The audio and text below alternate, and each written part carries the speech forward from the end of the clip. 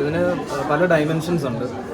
നമുക്കെപ്പോഴും സോഷ്യൽ മീഡിയയിലോ അല്ലെങ്കിൽ അല്ലാത്ത മീഡിയംസോ സാധാരണ ജനങ്ങളുടെ അടുത്ത് അല്ലെങ്കിൽ ഇതിനെക്കുറിച്ചൊരു പ്രോപ്പർലി എന്താണ് നടക്കുന്നതെന്ന് അത്ര എഡ്യൂക്കേറ്റഡ് അല്ലാത്തൊരു ജനതയോട് എന്താണോ ഒരു സോഷ്യൽ മീഡിയം വിളമ്പുന്നത് അത് മാത്രമേ ഓഡിയൻസിന് മനസ്സിലാവുള്ളൂ, സാധാരണ ജനങ്ങൾക്ക് മനസ്സിലാവുള്ളൂ. അപ്പോൾ അതിൽ തന്നെ ജനങ്ങൾക്ക് ഒരു ഇൻഡസ്ട്രിയോടുള്ള ഒരു കാഴ്ചപ്പാടും അതെല്ലാം പെട്ടെന്ന് തന്നെ സ്വിച്ച് ചെയ്യാം.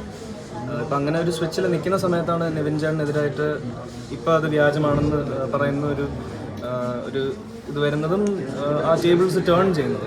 അതായത് ഇപ്പോൾ കുറച്ചുകൂടി ജനങ്ങൾക്ക് വ്യക്തത വരുന്നുണ്ടാവും. ഇപ്പോൾ ഒരു ലേഡി മാത്രമായിരിക്കില്ല അഫക്റ്റഡ് ആവുക, ഒരു മെയിലും കൂടി അഫക്റ്റഡ് ആവുന്നുണ്ട്.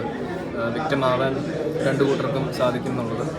പിന്നെ ഒരു സ്റ്റേജ് ഉള്ളപ്പോഴാണ് ഈ ഒരു വിഷയത്തെ പറ്റി പുറത്തോട്ട് വരാനായിട്ട് ആൾക്കാർ തയ്യാറാവുന്നത്.